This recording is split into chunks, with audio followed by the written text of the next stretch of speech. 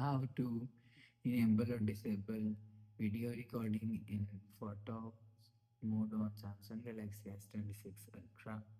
Let's start the video. First of all, go to App Library.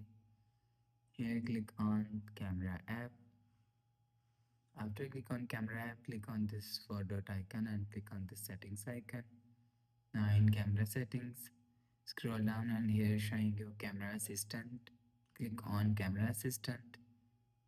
After click on camera assistant, here showing you video recording in photo mode. If you want to enable video recording in photo mode, so turn on this button. After turn on this button, you will see video recording in photo mode is enabled. If you want to disable video recording in photo mode, so turn off this button. After turn off this button, you will see video recording in photo mode is disabled. You will enable or disable video recording photo mode from here. After the process, go back to home screen.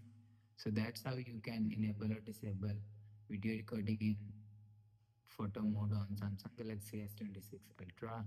If you like the video, please subscribe. Thanks for watching.